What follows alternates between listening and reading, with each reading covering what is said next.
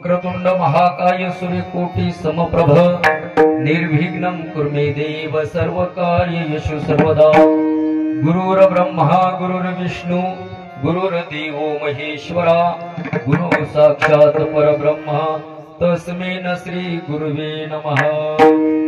योऽन्त प्रविश्य मम वाचिममां प्रसुप्तां सञ्जीवयत्यखिल शक्तिध्वरसुधाम्ना अन्यौच हस्तचरणश्रवणत्वगादिनं प्राणान्नमो भगवते पुरुषाय तुभ्यं। समचरण सरोजं सान्द्रनीलाभं जगन्निहितपाणि मण्डनं मण्डनानं तरुण तुलसी माला कंदरं कंजनेत्रं सदैव दवलहासं विठ्ठलं चिन्तयामि। पांडुरंग करू प्रथम नमन, पांडुरंग करू प्रथम नमन,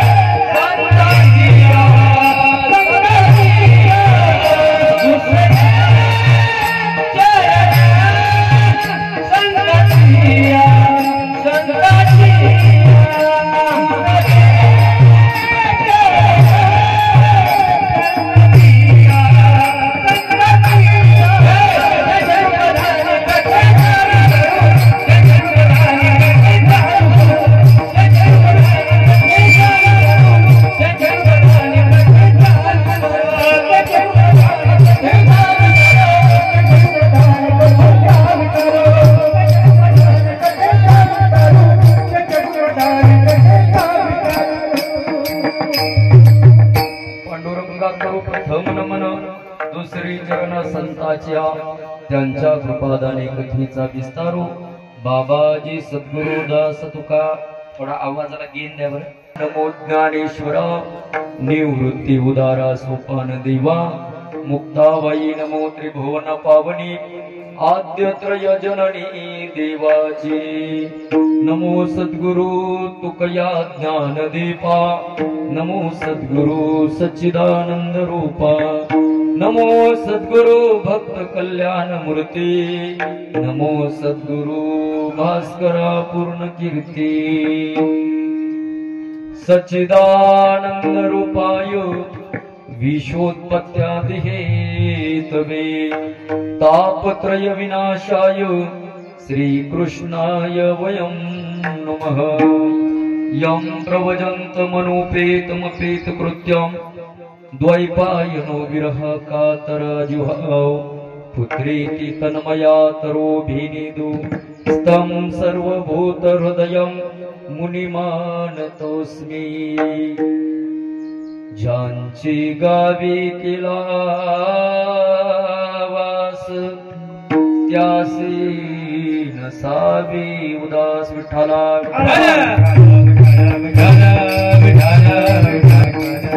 याल तरी यारी लागे अवघे माझ्या मागे मागे आजी देतो पोट भरी पुरी म्हणाल तुवरी। सेवेकरता गायलेला अभंग देहूगावचे असणारे महान साधू श्रीमंत संत वैराग्याचे राग रसिक अनंत कृपा विभूषित असे असणारे माझे श्री तुकोबराया आणि माझ्या तुकोबरायांचा तुकाराम गाथेतील या असणाऱ्या जड जीवाला मनुष्य जन्म प्राप्त झाल्याच्या नंतर माणसाचं काही पोट कशानं काही भरत नाही आणि जर ते पोट भरवायचं जर असेल तर स्वतः भगवान परमात्मा या अभंगाच्या माध्यमातून जो देवाच्या पाठीमागे जातो जो साधू संतांनी मार्ग दाखवलाय त्या मार्गाने जातो त्याला पोटभर भेटल्याशिवाय राहत नाही. आणि हे पोटभर खाण्यासाठी काय करावं लागतंय याचं यथार्थ वर्णन करणारा काला प्रकरणातील गोडाभंग विठ्ठला.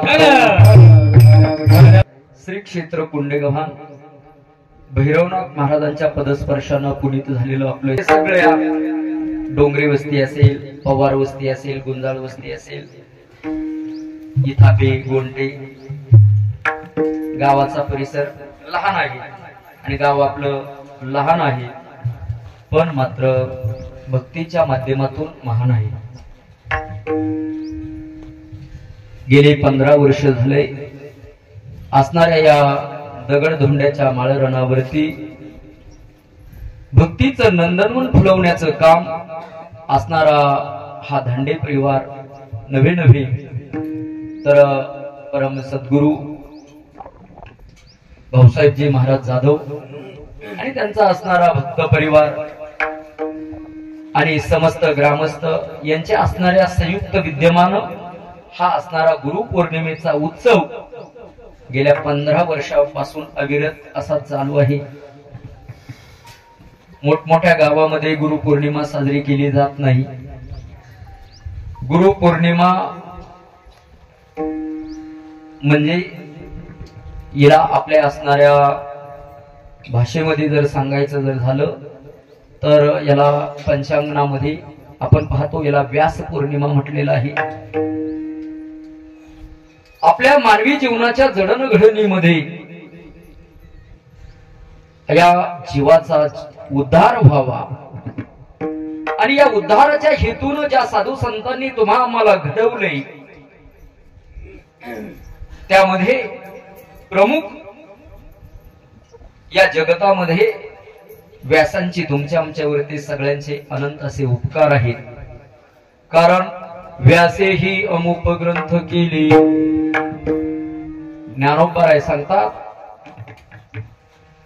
हे सगळं जग जे आहे ना हे व्यासांकडून आलेलं सगळं व्यासांचा मागोवा घेत जे काही ग्रंथ असतील ना त्या ग्रंथामध्ये सर्व काही व्यासांचा मागोवा घेत त्यामध्ये ते ग्रंथ निर्माण झालेले आहे.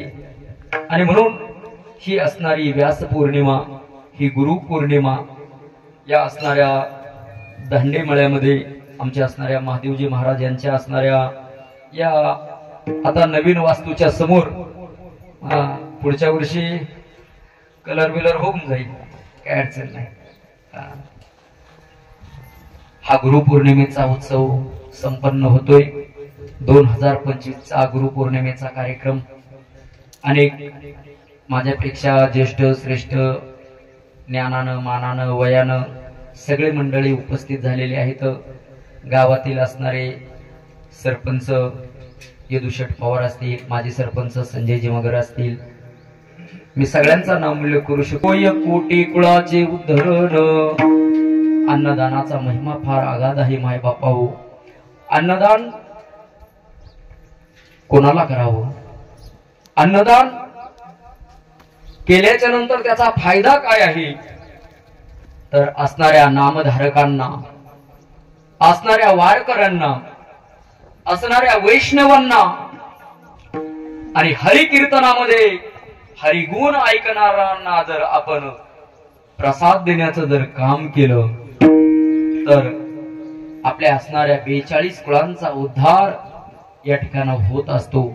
आणि म्हणून आपल्याच गावचे असणारे ज्यांनी आपल्या गावाला भजन आणि त्या भजनामध्ये असणारा जो हरिपाठ आहे आपल्या गावामध्ये सुरू केला, असे असणारे पितृतुल्य व्यक्तिमत्व आदरणीय हरिभक्त परायण पोपट अण्णा मगर आणि त्यांच्या माध्यमातून आजचा हा महाप्रसाद या ठिकाणी वाटप होणार आहे. या ठिकाणी आज त्यांचा असणारा संपूर्ण परिवार या ठिकाणी उपस्थित आहे. जे आहे सर दिसले नाहीत, आहेत ना, सरळ आलेले आहेत. मॅडम आल्यात. मॅडमने मग पाहिल्याच्या नंतर म्हणले महाराज विश्वास बसत नाही, कारण तुम्हाला आम्ही असे चंदन शोधले आणि त्या चंदनाच्या सानिध्यामध्ये जाऊन आपलं जीवनही थोडस सुगंधित करण्याचं काम केलं आणि त्यामध्ये दांडे महाराज आम्हाला जो चंदन मिळाला, जे चंदनाचं झाड मिळालं, जे कल्पतरूचं झाड मिळालं, जे संत महात्मे भेटले, जे साधू पुरुष भेटले, ते आपल्यालाही प्राप्त व्हावे हे दांडे महाराजांची तळमळ आहे. माणूस जर एकटा राहिला तर त्याचा उद्धार होणार नाही. जगाची आई ज्ञानाई सांगते, ज्ञानदेव म्हणे तरलो आता उद्धरलो गुरु कृपे. जगाची आई ज्ञानाई, त्या ज्ञानोपरायंक ज्ञान किती आहे. ज्ञान सामान्य नाही. तुमच्या आमच्याकडे ज्ञान ज्ञान नाहीच त्याला म्हणावं लागेल. आपल्याकडचं ज्ञान म्हणजे समुद्रामध्ये असणाऱ्या अथांग सागरामध्ये एखादी काटकी बुडवावी आणि ती काटकी बुडवल्याच्या नंतर ती बाहेर काढावी, झटकावी. तिला जितका ओलावा राहत नाही ना तितकं सुद्धा तुमच्या आमच्याकडं ज्ञान नाहीये. पण विश्वाची आई ज्ञानाई, तिच्याकडे ज्ञान किती आहे.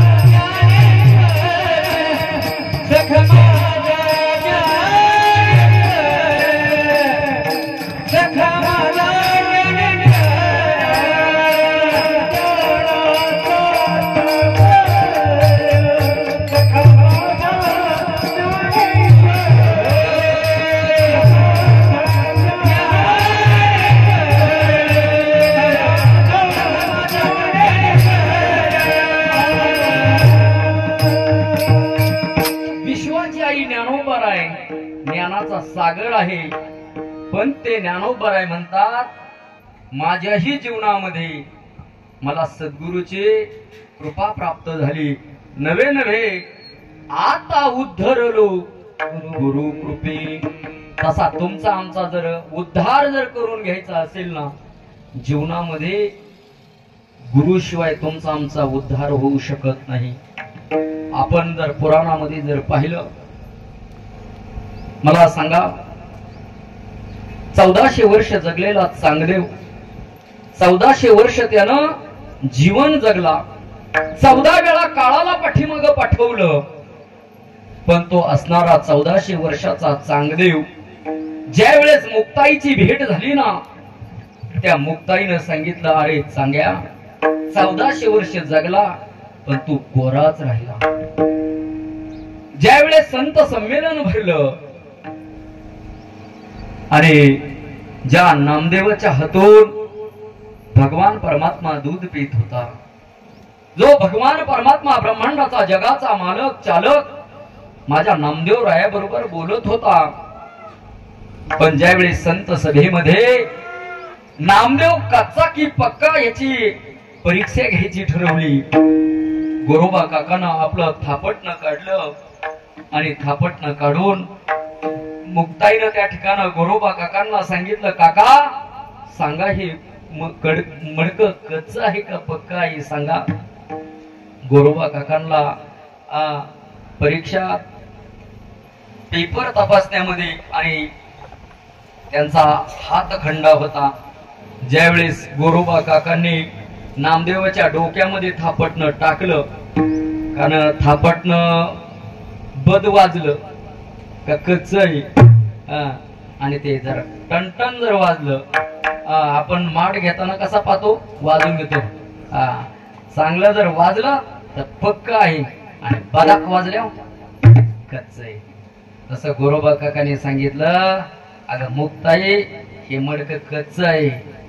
ज्या वेळेस असणारा नामदेव विचार करू लागला, अरे मला तर देवाचा शेजार आहे, देव माझ्या हातून दूध पितोय, माझ्या हातून नैवेद्य खातोय, नैवेद्य हातीचा मूर्ती जेवी, अरे देव माझ्या संग सगळं काही व्यवहार करतोय आणि मी कच्चा कसा.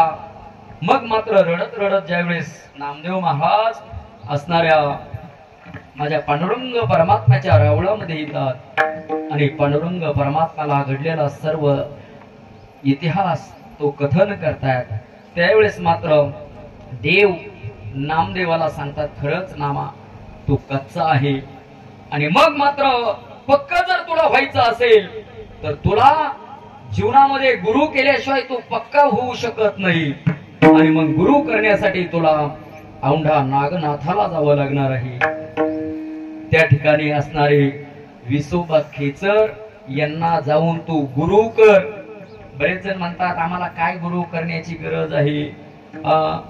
जीवनामध्ये ज्यानं गुरु केलेला नाही त्याचा जन्म वाया जाणार आहे. माय बाप्पा हो, गुरु शिवाय तुमचं आमचं पुनरपि मरणम पुनरपि जननम पुनरपि जननी जठरे शयनम, हे जन्म मरणाचं चक्र थांबवता गुरु शिवाय कोणालाही येत नाहीये. आणि म्हणून मार्ग दावून गेले आधी दयानिधी संतती, तेनेचे पंथे चालो जाता न पडे गुंता कोठे काही. आणि आपण जर एकनाथ भागवत जर वाचलं, भागवतामध्ये दत्तप्रभूंनी किती गुरु केले? 24 गुरु केले.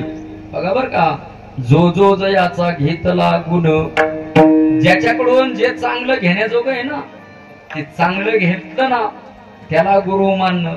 आणि एक सांगू का, जगामध्ये असा कोणता व्यक्तीच नाही हो की त्याच्याकडे काहीतरी चांगलं नाही, पण आपण काय करतो, आपण त्याचं चांगलं नाही शोधत, आपण त्याचा दोष शोधतो.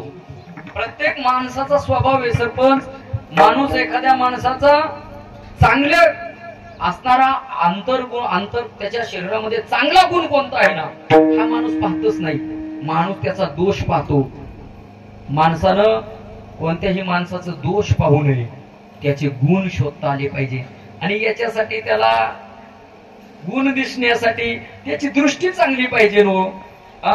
नजर बदलो नजारे बदल जाएगी. माणसानं दृष्टी बदलली पाहिजे. माणसाची दृष्टी जर वाईट असेल, जसं आपल्याला पुराणातला कथाभाग माहित आहे की असणाऱ्या एका त्या असणाऱ्या सर्पाला ते विष, त्याच्या नजरेमध्ये विष होतं, ते कथाभाग माहित आहे ना.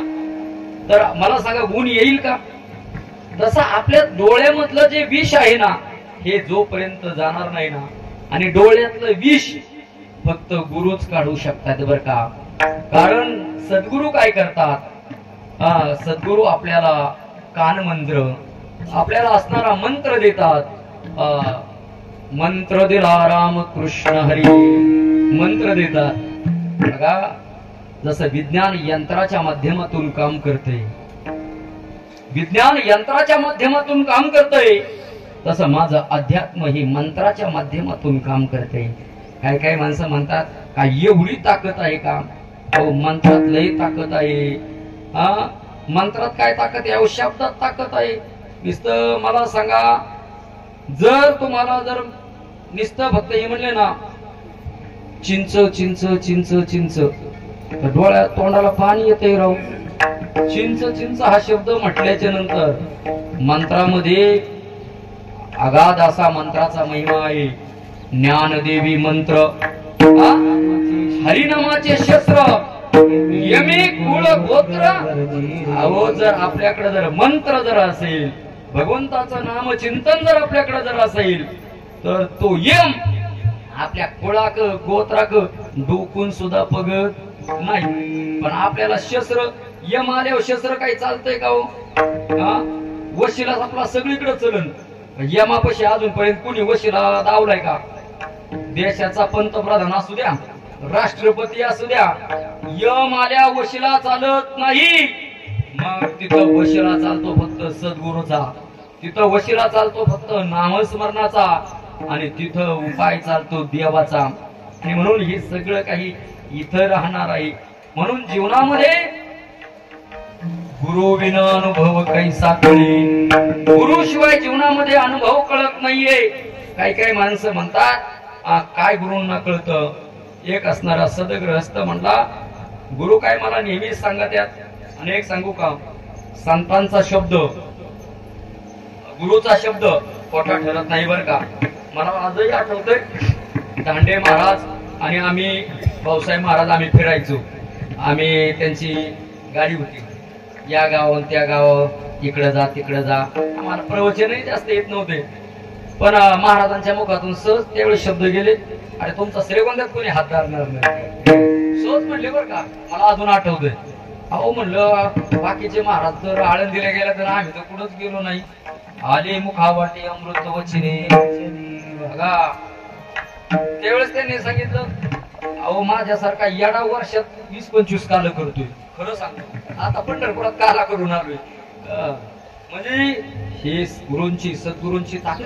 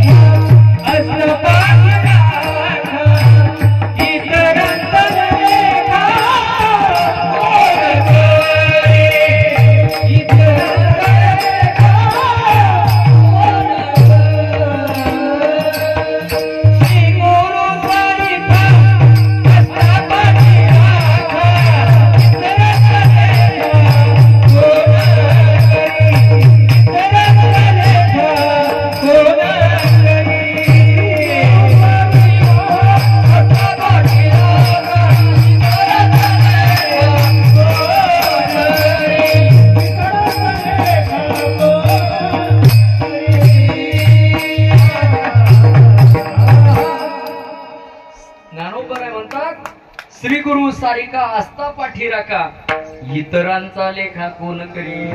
आणि ज्याच्यावरती सद्गुरूची कृपा आहे ना, बर का, ज्याच्यावरती सद्गुरूची कृपा आहे ना, त्याच्यावर अख्ख्या ब्रह्मांडाची कृपा होती.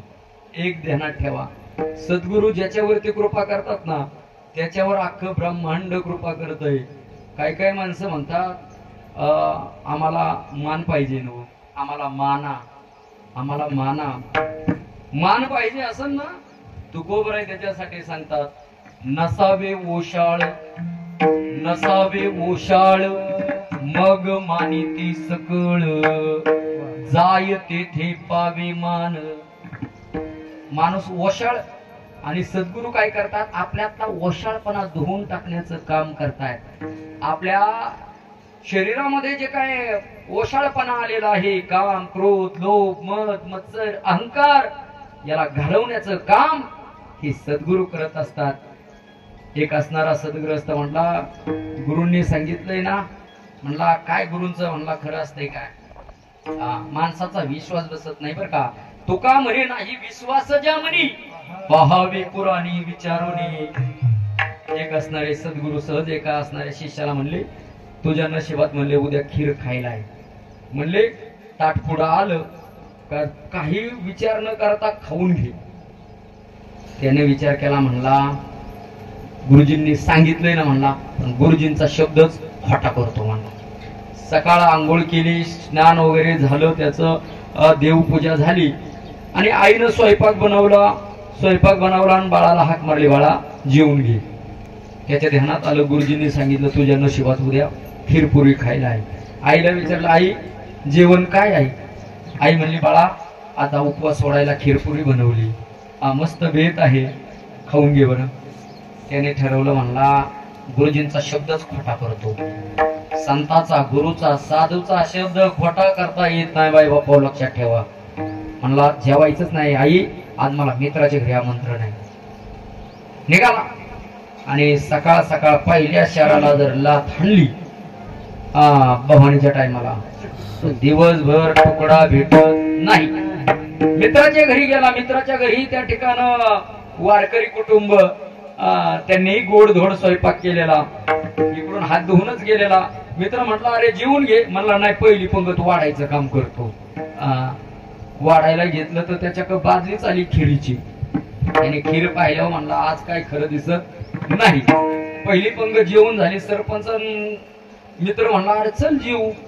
म्हणला अरे आत्ताच घरी आईनं जेवाया घातलं आणि इथंच म्हणलं चला मित्राला काहीतरी मदत करायला यावा, दांडे महाराजांना थोडस मदतीला म्हणून आलोय भाऊ. मित्राच्या घरी जेवला नाही. अरे म्हणला आता मात्र भूक तर लागलेली आहे. गावात म्हणला सासरवाडी, बहीण आहे, दोघांपैकी कोणाच्या तरी घरी जाऊ. पहिल्यांदा बहिणीच्या घरी गेला. बहिणीच्याही घरी स्वयंपाक केलेला होता उपवास सोडायला, ते खीरपुरीचं जेवण. बहीण म्हणले, दादा जेवला नसतील तर जेवून घे, स्वयंपाक सकाळचा आहे, गोड धोड केलेला आहे. काय आहे ताई? खीरपुरी बनवली. नाही ताई, मित्राच्या घरी जेवून आलो. बहिणीला खोटा बोलला. शेवटी म्हणला आता सासरवाडीत काहीतरी चांगला बेत होईल, कारण म्हणतात ना नाकाची नथ ठेवी गहाण पण जावयाचा ठेवी मान. सासू आता जुन्या काळात होतं, या आजच्या काळात आता जावया आला काय आणि गेला काय. कारण आता एकतर जावई होणं कठीण झाले. लय अवघड आहे. सासरवाडीत गेला. सासूबाई, जावई बापू या इतक्या उशिरा आणि एकटे आले, लेकीला आणलं नाही. अहो नाही हो, आलतो फिरत फिरत. म्हणलं चला सासूबाई आज गुरुपौर्णिमा आहे, सासू आईच्या ठिकाणी असते, सासूचं बाईचं दर्शन घेऊन यावा. नाही नाही जावई बापू आता उशीर झालाय, 2 घास खाऊन जा. सासूला असं वाटलं आता स्वयंपाक बनवण्यात वेळ खर्च करण्यापेक्षा सकाळचाच गोडधोड केलेला आहे. काय आहे? खीरपुरी. नाही खाल्ली. तो असणारा घरी जेवला नाही, मित्राकडे जेवला नाही, बहिणीच्या तिथं जेवला नाही आणि सासरवाडीत जेवला नाही. अंधार पडत चालला. सासूबाई म्हणली लवकर जा, घरी माझी लेक एकटी आहे, वाट पाहत असेल. पण म्हणला साधूचा शब्दच खोटा करतो, गुरुचा शब्दच खोटा करतो. आणि एक सांगू का, साधू महात्म्यांचा, संतांचा शब्द खोटा होत नाही. असणारा सदग्रहस्थ ज्या वेळेस निघाला ना, रात्रीची वेळ होती आणि रात्रीचे शेजारच्या गावामध्ये चोरांनी दरोडा टाकून ऐवज लुटून आणलेला होता. आणि नुसता ऐवज लुटलेला नव्हता तर त्या चोरांना भुका लागल्यावर खायचं काय म्हणून घरचं पार स्वयंपाकच उचलून आणलेला. आणि हा ज्या वाटेनं चालला ना त्याच वाटेनं समोरून चोर येत होते आणि त्याने त्यांचा आवाज पाहिल्याच्या नंतर मात्र हा गरबाडला. झाड होतं असं समोर आंब्याच्या झाडासारखं दांडे महाराजांच्या, तो झाडावरती गेला. आणि झाडावरती गेल्याच्या नंतर चोरांच्या लक्षात आलं अरे कोणतरी आपल्या मागावर दिसतंय. म्हणून चोरांनी काय केलं, पैसे नाही टाकून दिले, हातातला असणार पातेल, या डॉक्टर साहेब विठ्ठला, हातातलं असणार पातेल खाली ठेवून दिलं आणि चोर आजूबाजूला दडून बसले. चोरांनी विचार केला अरे आपल्याला कोणीतरी नक्की पाहिलेलं आहे. आणि त्या असणाऱ्या त्या शिष्याला असं वाटलं, अरे चोर तर नक्की निघून गेलेले आहे, पण पातेलं काह्याचं तरी नक्की अन्न त्याच्यामध्ये पदार्थ असेल. म्हणून तो जर सर खाली उतरला आणि त्या पातेल्याच्या दिशेने गेला. पातेलं उघडलं, तेवढ्यात चोर तिकडून निघायला लागले. हा झाडावर परत गेला. चोर म्हटले यांनी नक्की येऊन इथं काहीतरी केलंय. मग मात्र चोर त्याच्या जवळ आले. म्हणले खाली ये. म्हणले तू आम्हाला पाहिलंय. म्हणला पाहिलंय, पण तुम्ही कोणी मला माहित नाही. मग म्हणले एक जण चोर म्हणला यांनी त्या असणाऱ्या पातेल्यात नक्की काहीतरी टाकले. काय? म्हणले खरं सांग, ह्या पातेल्यात काही टाकलं काय? म्हणला नाही. एक जण म्हणला त्याला पहिले ते खायला लावा. ते पातेल्यात योगायोगाने काय होती? खीर. काय होती? तो चोर म्हणला खीर खातो का मार खातो? तो म्हणला गुरुजीचा मला शब्द खोटा करायचा आहे, खीर खायची नाही. एक दणकाजी बसला. तो म्हणला आता मारू नका, खीर खातो पण मारू नका. मला सांगा साधूचा शब्द खोटा करता आला का? नाही. तसं जीवनामध्ये आपल्याला सत असणाऱ्या त्या सत परमात्म्याची भेट करून देणारे जे सद्गुरू असतात ना, जे संत महात्मे असतात, जे साधू पुरुष असतात, जे श्री गुरु असतात ना, त्यांच्या मुखावाट सहज जर एखादे शब्द जर आले ना, ते शब्द देवाला खरी करावे लागतात. कुणाला खरी करावे लागतात? साधूच्या मुखातून शब्द जर बाहेर पडला आणि तो शब्द खरा करावा देवाला लागतो, कारण त्यांचं पुण्य देवाच्या बँकेत असतंय. आणि म्हणून साधू थोर जाना, साधू थोर जाना, साधू थोर जाना कलियुगी. आणि म्हणून जीवनामध्ये गुरु शिवाय माणसाचा उद्धार होऊ शकत नाही. आणि म्हणून हा असणारा गुरु पौर्णिमेचा उत्सव या असणाऱ्या धंडे वस्तीवरती 15 वर्षापासून होतोय. आणि म्हणून अभंग सुद्धा त्याच अनुषंगाने घेतलेला आहे. परमात्मा त्या ठिकाणं आणि परमात्मा आणि असणाऱ्या सवंगड्यांचा संवाद आहे. तुम्हा आम्हाला सुद्धा जीवन जगत असताना आपल्याला पोट भरून अजून भेटलेलं नाही. प्रत्येक जणाची हाव आहे, मला अजून मिळवायचंय, मला अजून मिळवायचंय. माणसाचं पोट भरत नाहीये. माणसानं कितीही कमवलं तरी माणसाचं पोट भरतय का हो? एक बांगला बांधला ना किंवा एक मजला बांधला तरी गज वर हात वर काढूनच ठेवतोय. पोराला म्हणतोय बघ ते गज वर काढून ठेवलेलं आहे, त्याच्यावर एक तुला चढवायचा आहे. 1 एकर घेतलेला असेल तर त्याला असं वाटतंय 2 एकर घ्यावा. माणसाचं पोट कधीही भरत नाही. माणसाच्या पाठीमाग हाव लागलेली आहे. माणसाच्या पाठीमाग आशा आहे. एक सांगू का, हाव आशा ही माणसाला कुठंतरी घातक ठरत असतात. म्हणून संत महात्मे जे आहेत ना, भगवान परमात्मा जो आहे ना, तो तुम्हा आम्हाला खरं पोटभर देण्याचं काम करतोय बर का. पण तुमच्या आमच्या लक्षात येत नाही. आई वडिलांना दिलेलं, नातेवाईकांना दिलेलं पुरत नाही. लक्ष देऊ नाही का? आई वडिलांना नातेवाईकांना दिलेलं, पाहुणे मंडळीनं केलेला उपकार कितीही करू द्या तो पुरत नाही. संतांना देवानं दिलेलं सरत नाही. पहा, आई वडिलांना दिलेलं कुणी कितीही देऊ द्या, आई बापानं किती संपत्ती कमवून ठेवू द्या, हो पोराला पुरणारच नाही. हो पोरगा त्याच्या पुढला निघणार, तो संपून टाकणार. आपल्याला असं वाटतं की पोराला करायला काही ठेवलंच नाही. अहो आपण समाजात जर फिरलो ना, पोराने बाप जायच्या आधी मग संपून टाकलेलं असतंय. आई बापानं दिलेलं पुरत नाही. संतांना दिलेलं, देवानं दिलेलं आयुष्यभर सरत नाही. माय बापा हो, देवानं जर दिलं तर देव किती देईल याचं मोजमाप करू शकत नाही. देवानं जर द्यायला लागला, तुम्ही म्हणता मग देवा क संता क असं आहे किती. तुकोबर आहे म्हणतात, त्यांनी घातला दुकान देते आली अशी दार. संत उदार उदार भरले आनंद भांडार. त्याच्यात अनंत भांडार भरलेली आहेत. म्हणले तुका म्हणे पोती देवे भरले नोहे रीते. देवानं भरून दिलेलं काय रीत राहणार आहे का? आता जाधव महाराजांनी गावात 100 कार्यक्रम केल्यात बर का. माझा काही इतका अभ्यास नाही, पण हे वारीच्या माध्यमातून जाऊन देव पोट भरून देतोय, काहीतरी आम्ही इथं तास दीड तास मांडण्याचा प्रयत्न करतोय. हे ज्ञानाचं असणारं धन जे आहे ना, हे देव देणार आहे. हो, देता देवविता नेता देवविता, इथे तुझी सत्ता काय आहे. देणारा देव आहे, देणारे संत आहे. आणि म्हणून देवानं दिलेलं सरत नाही, संतांना दिलेलं सरत नाही. पापी कधीही तरत नाही, कीर्तिवंत पुण्यवंत कधी मरत नाही. पहा, जीवन जगत असताना म्हणून आपल्याला जर पोटभर जर पाहिजे जर असेल तर परमात्मा काय म्हणतो, काय करा. यारे लगे यारे लगे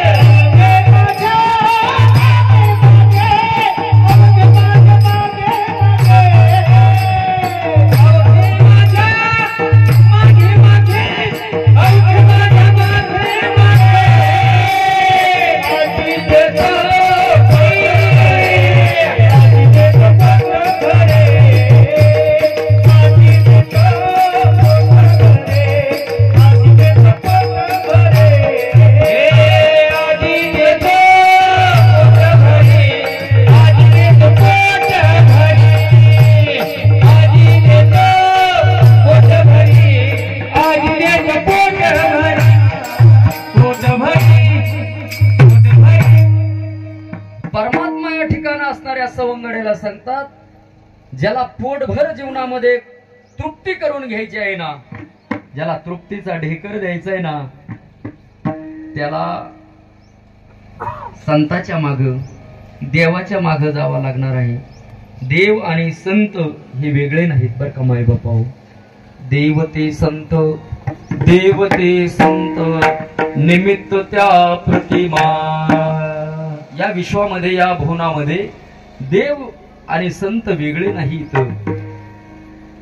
पण संत भगवंत हे जीवनामध्ये माणसाला समजणं महत्वाचं आहे. देव कोणाला म्हणायचं, कोणत्या देवाची सेवा करावी. तुकोबराय म्हणतात, हेंदरी सेंदरी दैवते कोण पूजिते भूते खेटे. उगा म्हणले मशानातल्या देवाला जाऊन भजत जर राहिला तर आपल्याला काय पोटभर भेटणार आहे का. जे आपुल्या पोटाशी रडते सीते मागते अवदान, मला सांगा तो देव तुमचं आमचं कल्याण करणार आहे का. मले मसोबापाशी तपाला बसलाय, मसोबापाशी तपाला बसलाय, मसोबा प्रसन्न झाल्या तुला काय देणार आहे. अरे तुला म्हणणार आहे तुझ्या वावराचं राखण करतो बुवा, तुझी ज्वारीची शेती ना पाखरांना खाऊन देणार नाही. फार फार तर मसोबा काय करील, कोणाला चोरून नेऊन देणार नाही, कंस कांदा चोरून नेऊ देणार नाही. मसोबा प्रसन्न जर झाला तर डॉक्टर साहेब हेंदरी सेंदरीची दैवत सांगितलेली आहेत. म्हणून भक्ती करत असताना माणसाने कोणत्या देवाला शरण जावं हे माणसाला समजलं पाहिजे. जो असणारा परमात्मा आहे, जो पूर्ण परमात्मा, जे पूर्ण अवतार आहे, पूर्णतम अवतार आहे, तो आहे अवतार श्रीकृष्ण. राम आणि कृष्ण हे पूर्ण आणि पूर्णतम अवतार आहेत. माणसानं देवाला शरण जर जायचं असेल ना, तसे भागवतामध्ये देवाचे 10 अवतार सांगितले. मत्स्य कच्छ वराह नरसिंह वामन परशुराम राम हे अवतार आहे.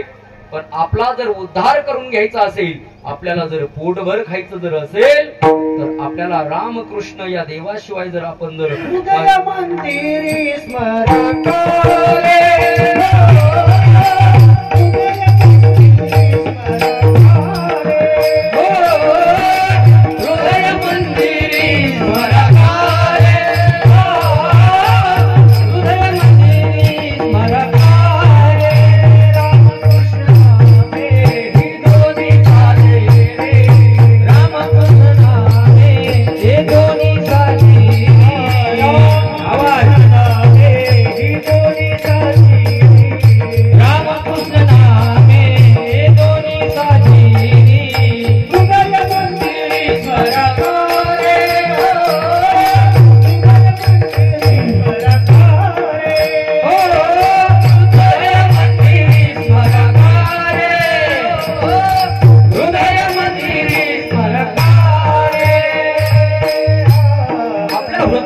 आयुष्यामध्ये राम आणि कृष्ण हे सतत असले पाहिजे. आणि म्हणून कोणत्या देवाच्या पाठीमागं जावं हे माणसाला समजलं पाहिजे. कोणत्या देवाच्या पाठीमागं जावं, कोणता देव बोलवतोय. आता काही काहींना वाड्यातले देव सुद्धा बोलवतात भूत. पण कोणत्या देवाच्या माग माणसाने जावा आणि कोणता देव बोलवतोय. आता आषाढीचा सोहळा झाला, विठुराया सगळ्यांना बोलवत होता. अरे मी तुमची वाट पाहतोय रे, वाट पाही उभा भेटीची आवडी, कृपाळ होता तळी होता वेळ, आषाढी कार्तिकी विसरू नका मज, सांगत से गुंज पांडुरंग.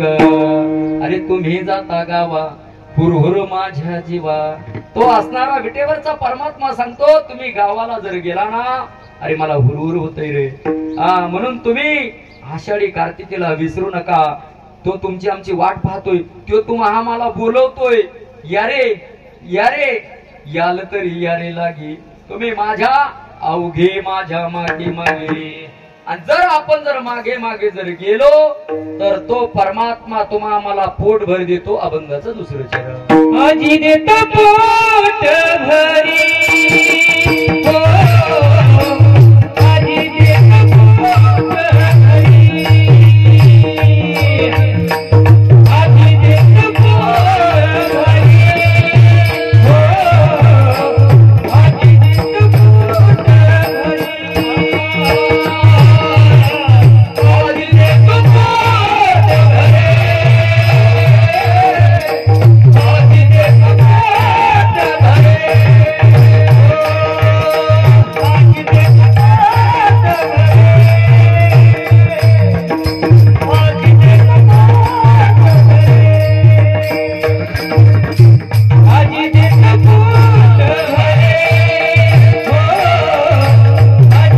पोट भरी,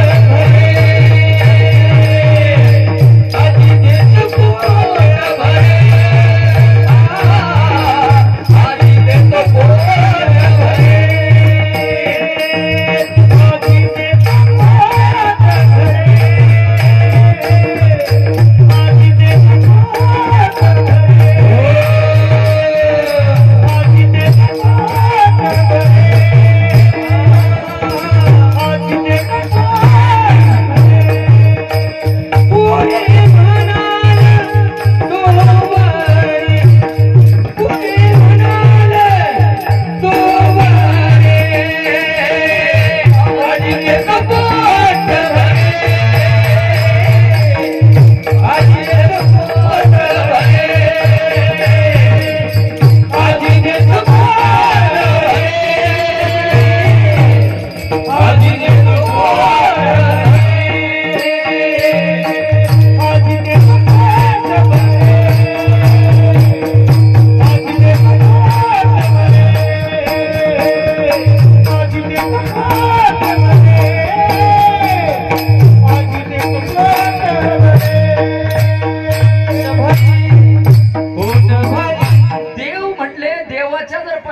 आपण जर गेलो ना, आज दे तू पोट भरी,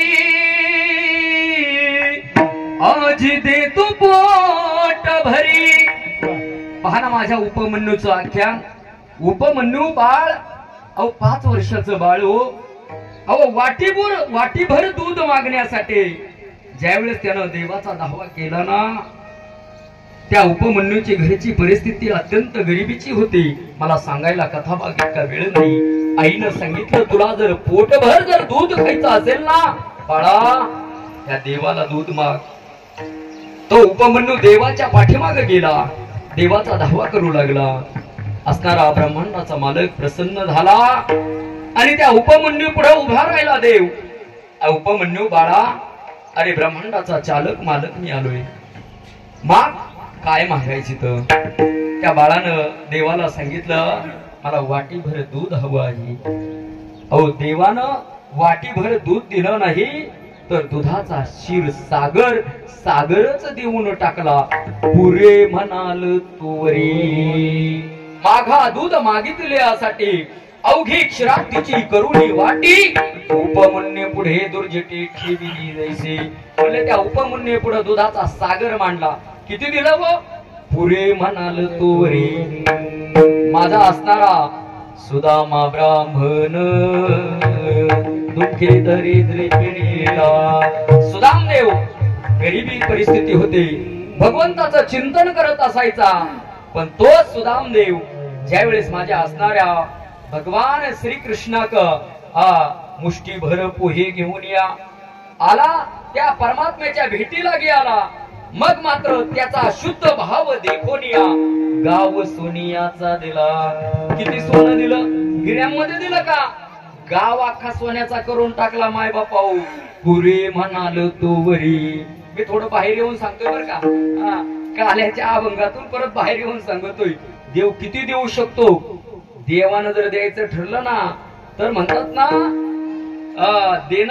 देणाऱ्याचे हात हजारो दुबळे माझी जुळी. आणि म्हणून माणसाने असं म्हणत नाही देवानं मला काय दिलं नाही, काय नाही दिलं. आणि तो देवाला काय दिलं हे आधी तपास. माणसं म्हणतात देवाने कसं मला असं ठेवलं, माझ्यावरच काय हे असं दुःख. माणसानं कधीही आत्मपरीक्षण केलं पाहिजे. आता एमडी डॉक्टर आहेत, एमडी डॉक्टर जर गेलं, एमडी डॉक्टर तुम्हाला गेल्या सुई टोचीत नाही, तुम्हाला रक्त काढून द्या म्हणतात, तुमची लघवी तपासणी, रक्त तपासणी, आजाराच्या मुळाशी जातात. तसा आपण आपल्या असणाऱ्या दुःखाचं कारण शोधलं पाहिजे. आपल्या जीवनामध्ये वाट्याला आलेलं दुःख काय आहे आणि हे दुःख निवारण करण्यासाठी आपण काय केलं पाहिजे याचा इलाज आपल्याला समजला पाहिजे. माय बापाऊ, देवानं द्यायचं ठरलं, देव किती देईल याचं सांगता येत नाही. आता मला तिकडं त्या विषयाकडे जायचं नाही, मला पुढे सरकायचं. देवानं द्यायचं ठरवलं तर देव किती देतो? आजी देतो पोट भरी. ते गोपाळांना दिलं, पुरे म्हणाल तो बरी. पण म्हणले पोटभर खाण्यासाठी करावं काय लागतं? अभंगाचं तिसरं चरण. हळू हळू चाला,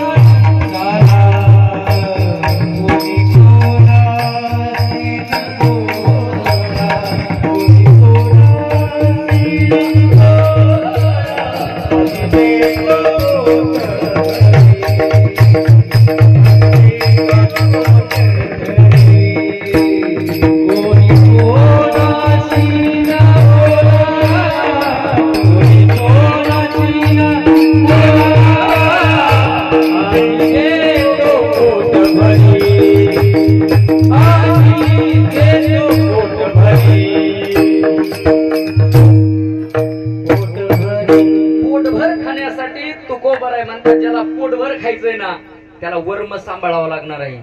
आणि ज्याला वर्म सांभाळता येत नाही ना, मग त्याला आत जाऊन बसावं लागतंय. माणसाला कोणत्या गोष्टीचं तुका म्हणे आम्हा कळले त्याचे वर्म. आम्हाला वर्म कळाले साधू संत म्हणतात. आणि माणसाला वर्म समजलं पाहिजे.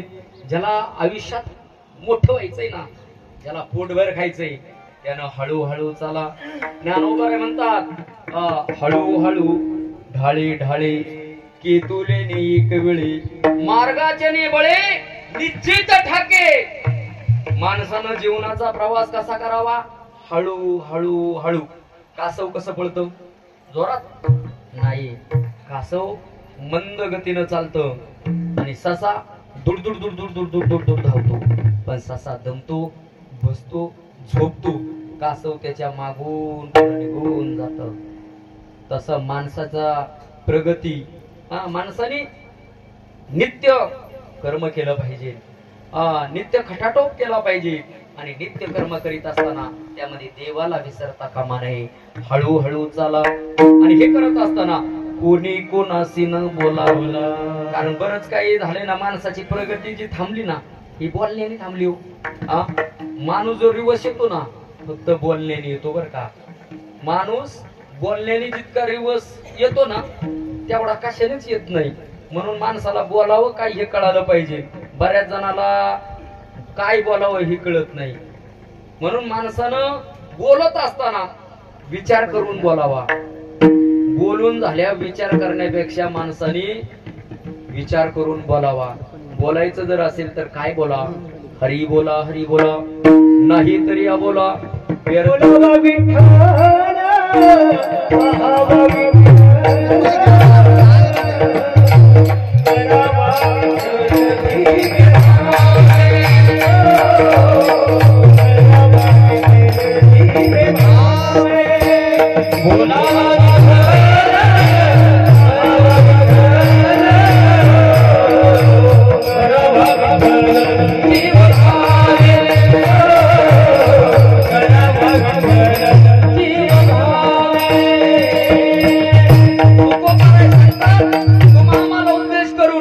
बोलावा विठ्ठल, पाहावा विठ्ठल, करावा विठ्ठल, जीव भावे. का हो तुकोबराय, तुम्ही कसं बोलता? तुम्ही आम्हाला सांगतात बोलावा विठ्ठल, पाहावा विठ्ठल, करावा विठ्ठल. तुकोबराय काय म्हणतात? आम्ही हे तुम्हाला सांगतोय बोलावा विठ्ठल, पाहावा विठ्ठल, करावा विठ्ठल. पण आम्ही काय करतो माहित आहे का? बोलण्याची नाही आता देवा विन काही. तुकोबराय म्हणतात आम्ही तुम्हाला सांगतोय बोलावा विठ्ठल, पण आम्ही बोलत असताना देवाशिवाय काही बोलतच नाही. आणि म्हणून जगत असताना कोणी कोणाशी न बोला. काय चाललंय ना, चलू दे तुझं. आपण आपल्या मस्तीत आणि शिस्तीत जीवन जगायचं.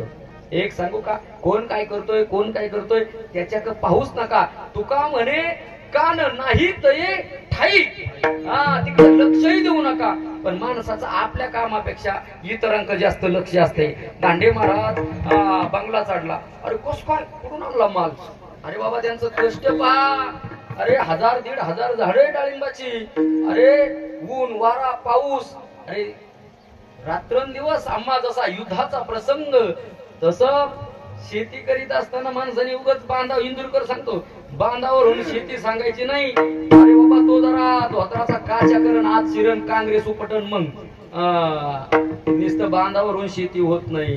तसे माणसाची प्रगती, त्याच्या मागचा त्याग, त्याच्या मागचं समर्पण, या गोष्टी माणसाने कधीतरी पाहिल्या पाहिजे. आणि म्हणून कोणी कोणाशी न बोला. मग म्हणले तुकोबराय म्हणतात, पण माणसाचं काय आहे, माणूस जीवनातला आनंद घेत नाही बर का. माणसाकडे एखादी गोष्ट न्यून असेल ना, अभाव असेल ना, कमी असेल ना, तुटी असेल ना, तीच पोटात घेऊन माणूस सारखा हिंडत राहतो. मला असं होतंय, मला हे नाही, मला ती नाही, मला ट्रॅक्टर नाही, मला बांगला नाही, मला गाडी नाही, मला शेती नाही. काही म्हणले तुका म्हणे सांडा घाटे. घाटे म्हणजे काय? तुमच्याकडे जी काही तुटी आहे ना, ही सोडून द्या. आपल्याला काही एखादी गोष्ट नाही दिली देवानी, त्याचं लय ओह करीत बसू नका. समजा एखाद्याला देवानी नाही दिला डोळा, अरे दुसरा तर दिलाय ना, पाय चांगले आहेत ना, वाणी चांगली दिली ना, जे दिलंय ना त्याचा सदुपयोग करायला. जे नाही ना त्याच्या म्हणले पोटात घेऊन म्हणले नुसतं कस काय, काय मला डोळाच नाही, मला हातच नाही, काही नाही. जे आहे ना त्याच्यात समाधान. तेने नका भरू पोटे. एकदा संप्रदायाच्या नियमाप्रमाणे भजन घ्यायचं आणि अगदी 10 मिनिटांमध्ये सेवा आपल्याला सांगतेच्या दिशेनं न्यायची आहे. म्हणून सगळ्यांना हातानं टाळी आणि मुखानं परमात्म्याचं चिंतन करायचं. प्रेम नव्हाळी मज झाली दिवाळी, काळे वनमाळी घर आले गे माय. तो वनमाळी आपल्या अंतःकरणामध्ये आला पाहिजे. ते नामस्मरण कसं करायचं तर विठोबा रघुमाई,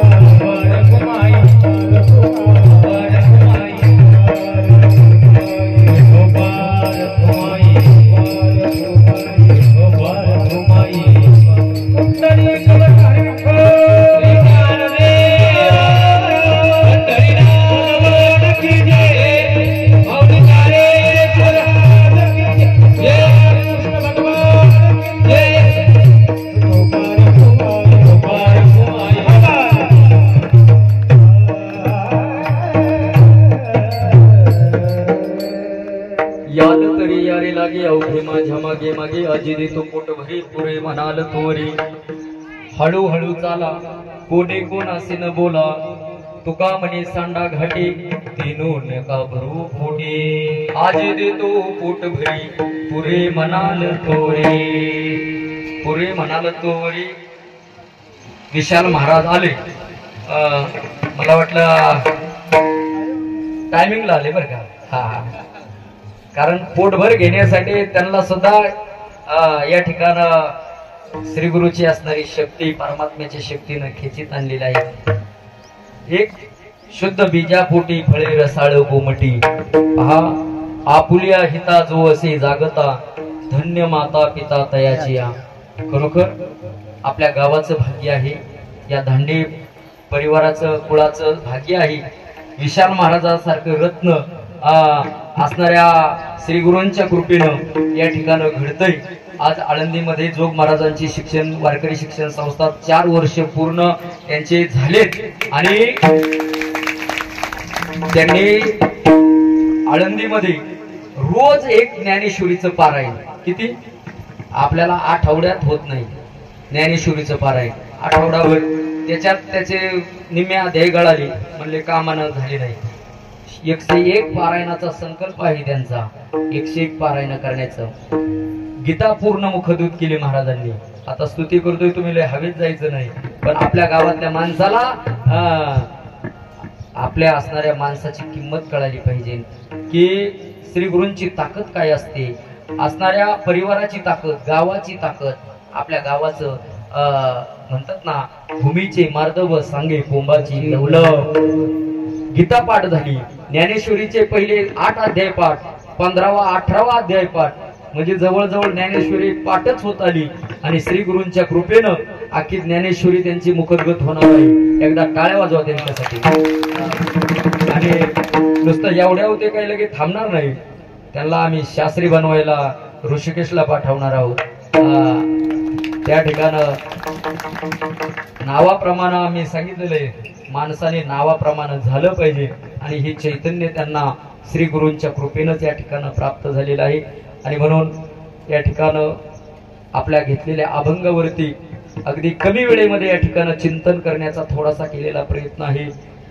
आता राहिलेल्या अगदी कमी वेळेमध्ये आपल्या असणाऱ्या परंपरेनुसार आज पंढरपुरामध्ये काला होत आहे आणि म्हणून तो काल्याचा मान आपल्याच असणाऱ्या तालुक्यातील श्री क्षेत्र देवदैठण संत श्रेष्ठ निमराज महाराज आणि त्या निमराज महाराजांना दिंडी सोहळ्याला पंढरपूरच्या गोपाळपुरामध्ये काल्याचा मान आहे आपला असणारं परम भाग्य आहे त्या पंढरपुरामध्ये त्या गोपाळपुरामध्ये आज काला होतोय 12 वाजता त्या ठिकाणी काला होतोय आणि तो काला असणारे त्यांचे वंशज आमचे असणारे परम मित्र भागवताचार्य आचार्य परमेश्वरजी महाराज दंडवते यांच्या कीर्तनानं त्या ठिकाणी संपन्न होतोय आपलं असणारं परम भाग्य आहे आणि म्हणून आपला सर्वांना तिथं जाता येणार नाही आणि म्हणून तोही ही संकल्पना मनात ठेवून या दिवशी गुरुपौर्णिमेचं महत्व थोडासा संतांचा महिमा आणि थोडासा काला प्रकरण घेऊन कार्यक्रमाची समारोपाच्या दिशेनं आपल्याला हा न्यायचा आहे आणि एक मान्यवर मंडळी आलेली आहेत